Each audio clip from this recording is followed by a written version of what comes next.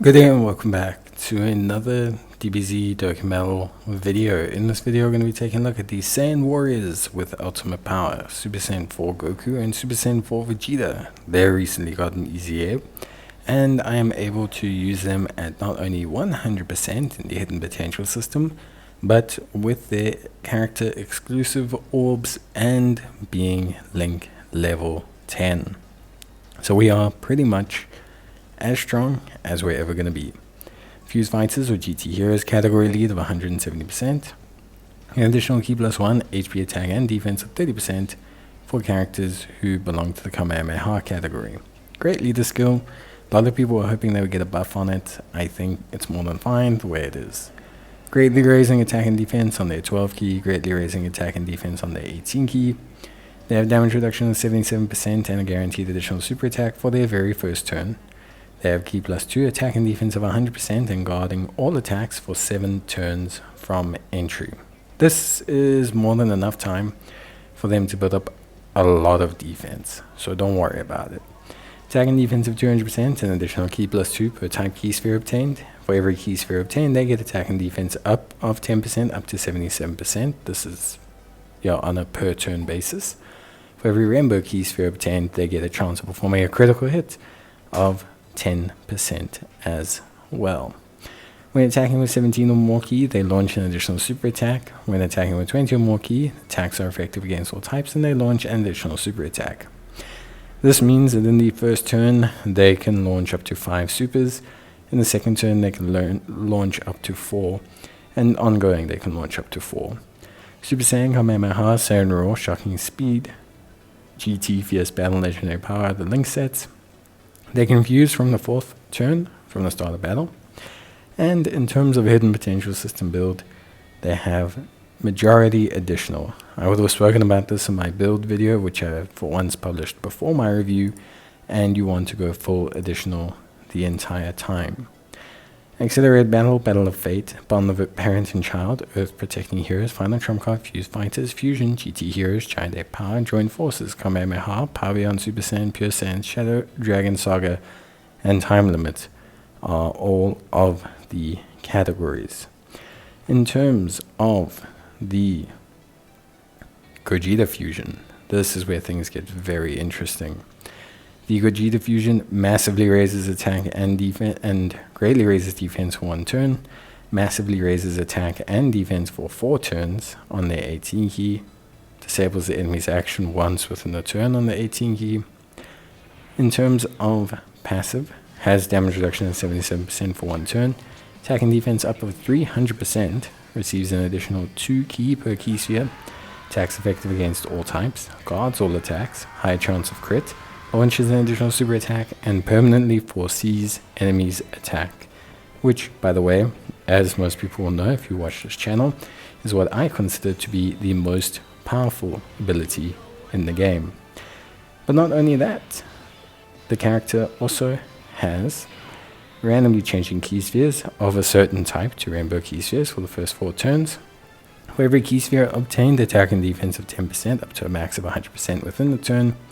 For every rainbow key sphere obtained, critical hit and damage reduction up of 10% when activating the active skill, or when attacking with 24 key, attack up of 50%. When receiving an attack, damage reduction rate of 50% within the turn when HP is 50% or less. So that means while you're below 50% health, this character can have upwards of 90 to 100% damage reduction depending on orbs. And when receiving an attack, great chance of nullifying it and countering with tremendous power, will nullify the attack and counter with tremendous power when facing an enemy and when that enemy's HP is 50% or less. So basically, once the opposition is below 50% health, Gogeta can always intercept the super attack. That is pretty crazy. I mean, it's pretty crazy. And honestly, it's really nuts. Like how good,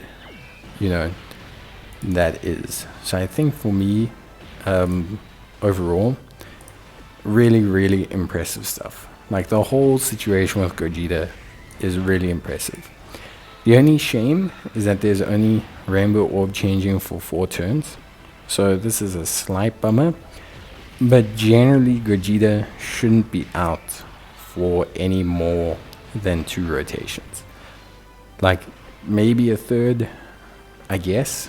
But generally speaking, you know, I think for me, really straightforward stuff. So honestly, Gogeta, talking about the base, incredibly strong.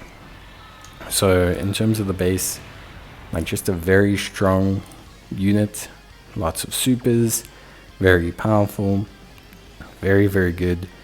Not huge damage, like especially you build them full additional. I think they will hit like between, once fully built up and everything, and with all orbs or links, everything between like 19 to 22, 23 million.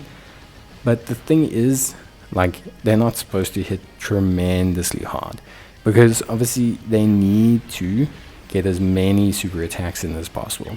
So if they were hitting like 30, 40 million right off the bat, they would incinerate all the early phases of the bosses, and you're going to have no defensive stacks when you turn into Gogeta. They're also not going to stack fast enough that they're just going to get handled by content. The way their damage is now, the way they function now, is perfect. A lot of the times they can easily get off their 5 supers in the first turn, their 4 supers in the second. It's very, very crucial that they do this.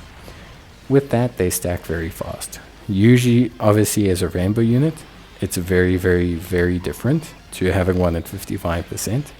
So you have to anticipate that, but generally both versions will stack very fast. Rainbow version can very often get to 1.3 million off the back of just the first turn alone. This doesn't guarantee that they're going to remain a first slot tank, but especially at a Rainbow level, chances are they can tank really, really well. Really, really well. Especially if they can get through like their first 2 rotations of just full supers, they will be very, very strong. So ideally, you want them to have their full, if you can, if you're not in danger or you're about to lose, you want them to have their full 3 rotations out. Remember, they have 7 turns of guard, so that's their first turn, second, and their third turn, whether they appear in the first, second, or third turn. And generally, you want to give them this full kind of experience to stack. Should you do so, your unit at Rainbow level at least will sit close to like 3 million. Like really close to like 3 million in defense. And that's a lot. Like that is a lot of defense just raw with guard alone. When you become Gogeta, Gogeta will up the defense a little bit, pushing it to like 3.2. And then he will gain based on orbs, pushing it to like 3.5. Then you got to factor in guard. Then you've got to factor in his own damage reduction, which is like, can range between, generally speaking, depending on Rainbow Orbs, between 20 to 50%. I'd say you more than likely will at the minimum get at least 2 orbs. During his first 4 turn hiatus, you should get around 3. And that's a lot. I mean, 3.5 million defense, guard, 30% damage reduction. Yes, there are bosses who crit 100%, and that's going to make things still maybe a little bit challenging for Gogeta. But you gotta remember, he also just innately has a 70% chance to just negate a super. So it's not like he exists incredibly powerfully. But it's not just that. He exists incredibly powerfully, and generally speaking is so strong defensively that really, I mean he's really good. I'm impressed by how good they made him. I genuinely think he could be up there for, like, must be 3rd or 4th best unit in the game right now. Like, just based on how he functions. Like, Vegeta and Gogeta, the AGL and Tech ones are better. I think their numbers are still better if you break it down. I think the way their active skills, the interchangeability works. The leaders are huge as well for them, 220%. But for me, as like a raw unit, Gogeta is hella good. Like, he is very good. Factor in his incredible active skill, which is insane. Doing huge damage, guaranteeing crits. And on top of all of that, the fact that he can do an insane amount of super attacks. He's got so many different ways to damage the opposition. He's got built-in supers. He's got supers from hit potential system. All of that's going to let him continue to massively raise his attack. I mean, this guy, see him hit 42 million. Then he's hitting a 27 million counter on the super. He's hitting three super attacks of 30 million. I mean, it's insane, really, how hard this guy can hit. Couple it with his crit chance, couple it with his foreseeing super attacks, his damage reduction, his levels of defense.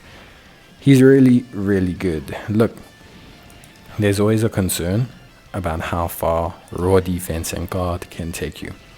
Especially with bosses critting, there are situations, especially with 55%, where you may take the SS4s, maybe you don't get to stack, maybe they come out in the third turn, the boss could just out-accelerate them, and you could take damage. You could. There are situations where it could happen.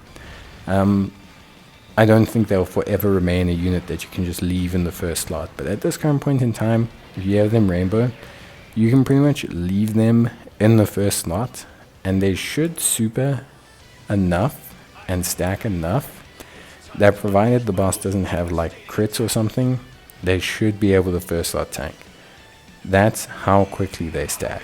It's how insanely fast they do things. It is to an exceptional level, and for me, they are an exceptional unit. So I was very impressed with them. Honestly, I'm just very impressed in general with them as a unit. Like, I'm just very impressed with everything about them. I think they are incredibly good. I'm super duper happy with how they did this easy A. Almost hit super easy A based on how good it is. I think them not changing the leader skill, I understand, because maybe they don't want to have a subsect of 210s. But I do think, it's maybe the only hindrance. You might probably only want to run one of these guys and 2 Vegetos or 2 Gogetas. I would have loved it to have been that you could run them, as I feel like GT Heroes especially needs it. But maybe that's a specific case, and in future it's probably better that they don't do that with 200% leads. I don't know. But overall, yeah, I think these guys are very good. Look, link-wise, Saiyan Raw is a priority, Super Saiyan's a priority, Kamehameha, GT, Fierce Battle. For me, if you get Saiyan Raw and Shocking Speed, you've won. If you get Shocking Speed and Super Saiyan, you've won. Ki is somewhat important to them, but you should cope fine, provided you can just set up a couple physical key spheres or type key spheres. It's not like a huge concern to them. Saiyan Raw is definitely the best link though. 25% attack and 10% defense is huge, and same with GT. 2 key and attack and defense of 10% is huge as well. Because of this, their best linking partner on that alone, plus the defense, is definitely AGL Super Saiyan 3 Goku. This guy is, like, literally, he and them are so fun to run. Wow.